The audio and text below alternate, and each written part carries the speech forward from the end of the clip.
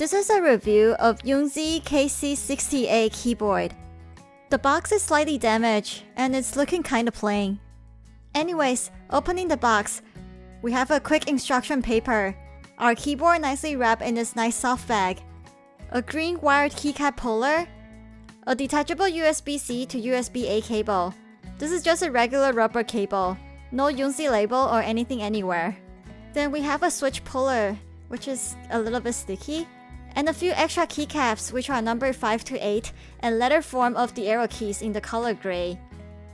And that's everything inside the box.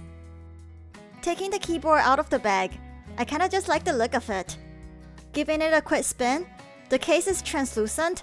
We only have a USB-C port on the top towards the left, and there is nothing else on the sides. Flipping to the back, we can briefly see the PCB. It has 2 rubber feet on the top and 2 on the bottom. There are also 2 levels of flip-out feet, which are rubberized as well. So it does light up very nicely from the back and on the top, but it is not very visible if you sit down and looking at the keyboard from your day-to-day view. Even though the case looks cool and all, it is not very solid and is somewhat wobbly on the table even though we have some rubber pads underneath. The keycaps here are not shine through, and I think it looks better without the backlights on. The keycap profile here is XDA, which is just kinda flat throughout. Yunzi do sell these keycaps separately from their website. Not very cheap though. Since they give us some extra keycaps, I just want to replace my number 5 to 8 with the dark ones. The keycaps are made out of PBT, and they feel really smooth at your fingertips. I'm not sure if it's because of the color scheme, but it doesn't show off those greasy fingerprints. Before ending the sections on keycaps, I just want to point out that Yunzi labeled the Windows key as code instead of the traditional Windows logo. And the spacebar here has 6 stamps. It also has quite a bit of weight to it. Moving on to talk about the switches. As we're sort of seeing already, the switches that I have here is Gateron Yellow and it is factory pre-lubed. I usually save this section last, but let's do a quick type test.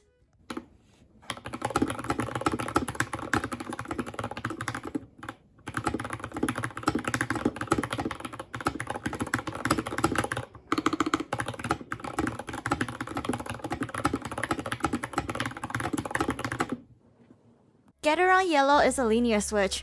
It is not extremely sensitive that gives you typos all the time. The actuation force is 50 gram, which is 10 grams heavier than the traditional reds. Since the switches are lubed, these are butter smooth, and here's a quick test of how each key sounds.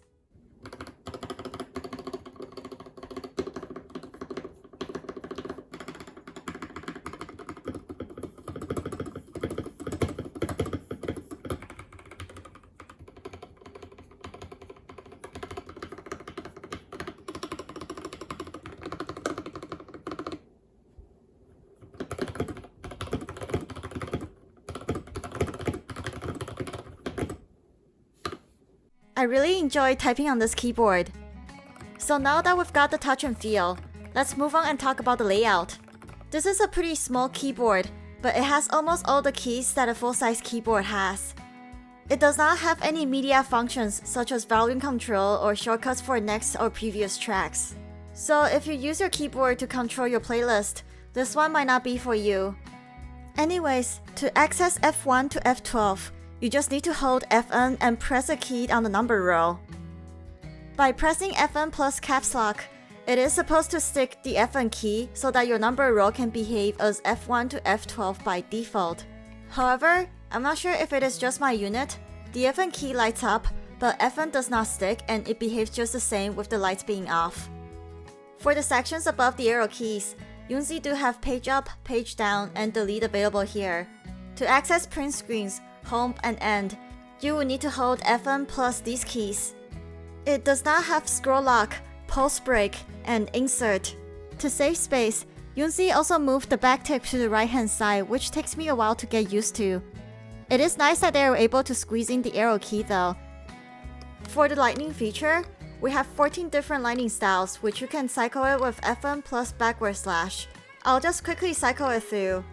I personally prefer the lights off since the letters are not really shine through, but it does have the RGB backlight if that's a thing for you.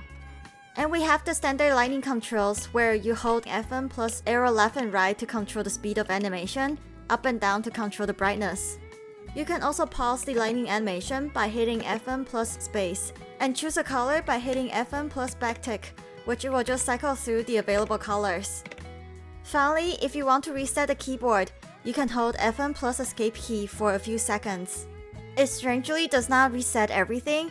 I think it just reset the color mode, but it does not reset the status of FM plus space if your animation is stopped. The paper quick guide mentioned that it comes with a software which you can download it from Yunzi's website. It does not work on Mac though, but I personally don't care since I don't download software for peripherals. Some other notes about the FN key. By pressing and hold the FN key, it will light up keys that matter. It's barely visible due to the nature of the keycaps, but I just want to show that these indicator lights up even if you turn the backlights off completely. Just thought to mention that you can also lock the Windows key by hitting FM plus Windows. And the caps lock indicator is on itself, it will turn white when it's on. There is one minor bug with this keyboard though. Everything is mapped out fine here, but I want you to pay attention to the Alt or the Option key on my Mac screen. If I remap Alt with Command and come back to this, the right command is for some reasons mapped to the left, and the left is mapped to the right. Not a big issue, but I just thought to bring it up. So this keyboard cost me $117 Canadian when I picked it up from Amazon. I really enjoy the typing sound, and the typing experience on this Louve Gateron Yellow and the super smooth keycap is just phenomenal. It is not my primary keyboard since I need the FN row to be more productive, but I use it a lot for leisure typing. With some minor build and hardware issues, you will need to evaluate whether it's worth the price or not for your particular use case. Hope this answers a few questions of yours, and I'll see you in the next one.